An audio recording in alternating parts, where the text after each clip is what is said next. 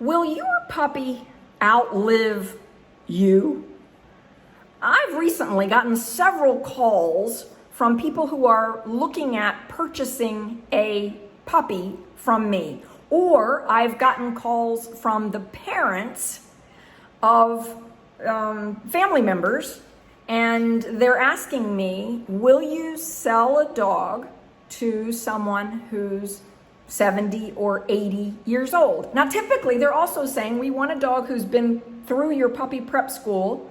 So they would be getting a dog at 16 weeks or older. And sometimes they even want me to keep the dog for 9 months so that we make sure the dog has gone through the full chewing, gnawing phase. And I do that for people who want my dogs.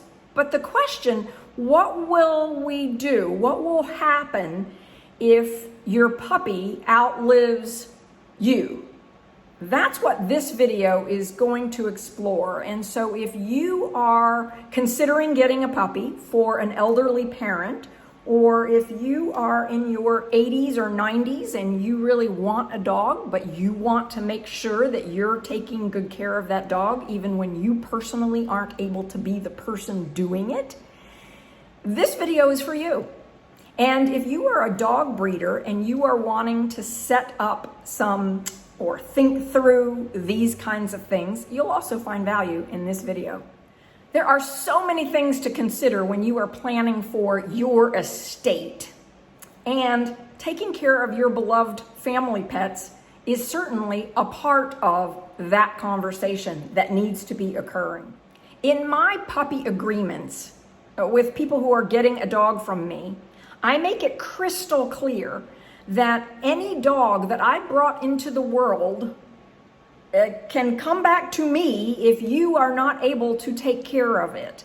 This is so important to me because I breed dogs to have a thriving, wonderful life, and I want them in great environments. I do not ever want a dog of mine in a shelter.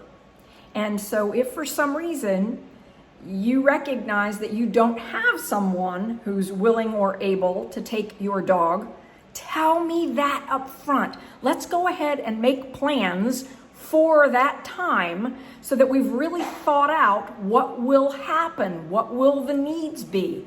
So I had somebody contact me recently to get a puppy, they're on my waiting list, for their elderly parents.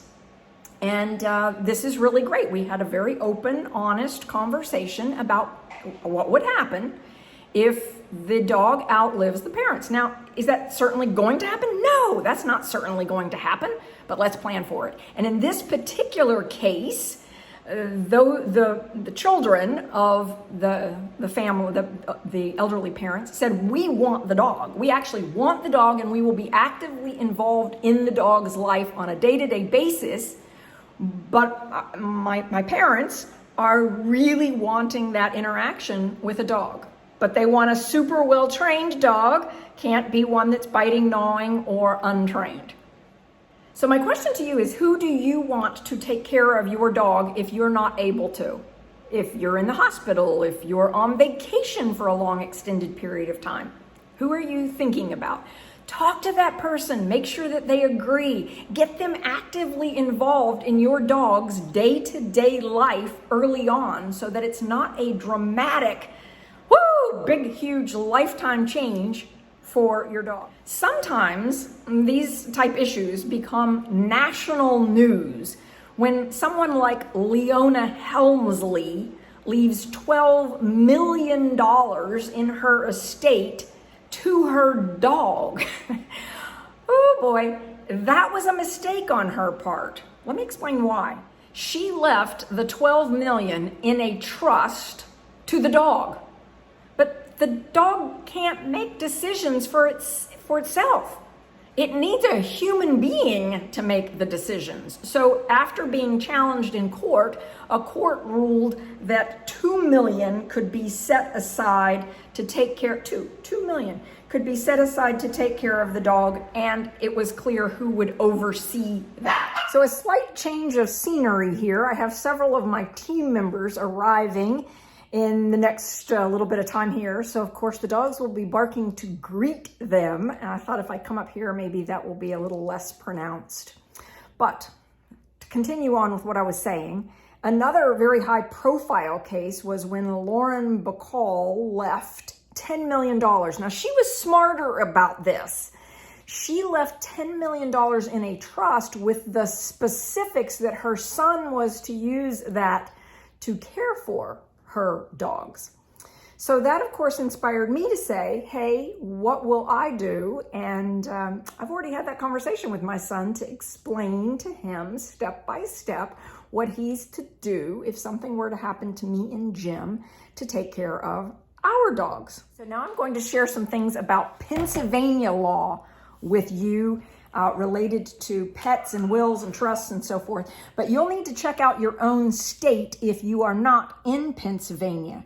So in Pennsylvania, dogs cannot inherit money themselves. As I just mentioned, it has to go into some sort of trust with a human being who will be a caretaker, and it can include their expenses. It can't be these outrageous sums of money like 2 million, 10 million, whatever. It really needs to be associated with what is the cost for the dog's care and maybe some additional monetary gift to the person who is going to be the caretaker. In Pennsylvania, in 2006, they did pass a law which permits trusts to be set up for the care of animals.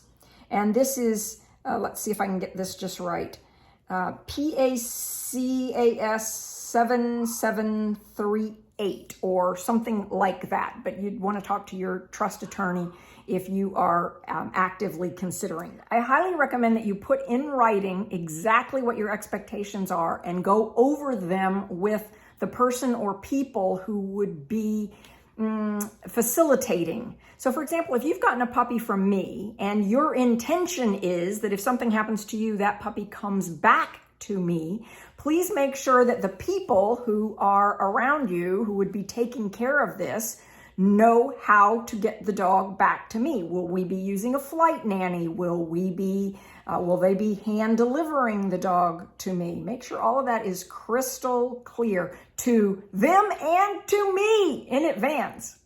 If your pet has some form of insurance, Trupanion insurance, for example, you want to make sure that that's all clear as well, and there needs to be some process to make sure that that insurance can continue for your pet. If your pet is taking lots of medications, maybe your pet is also older and in need of very specific types of medicine, make sure that your veterinarian knows who the dog will be going to and you give that person access. Many of the dogs in my all the dogs in my breeding program are listed at my vet as co-owned, and I have the right to see their vet records, and the co-owner has the right to see any vet records that I do with the dog when the dog is with me. So again, that could also be set up so that whoever is actively involved in your pet's life has gone to the veterinarian with them, has gone to the groomer with them, and knows their favorite walk around the block. When pets have to change life environments, it's extremely stressful for them also.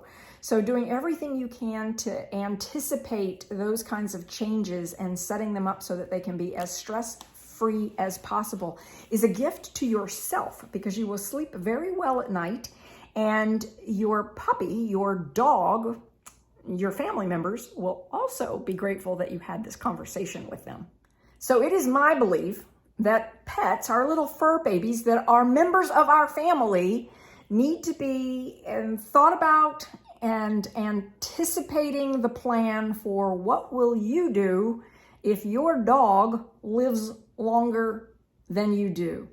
If you have questions or comments, please put them below in the notes here section below. Love your questions and comments. Also, if you found value in this video, please give it a thumbs up. Let us know you like what we're doing here. And if you haven't already subscribed to my channel, I focus on things that you need to know in order to create a thriving, beloved family pet, regardless of whether or not it's a Schnauzer. Any breed, you will benefit from the videos on my channel that show you exactly what to do with a puppy and even an older dog. So thanks so much for being here. I appreciate you being on the journey with me and enjoying my videos. More to come.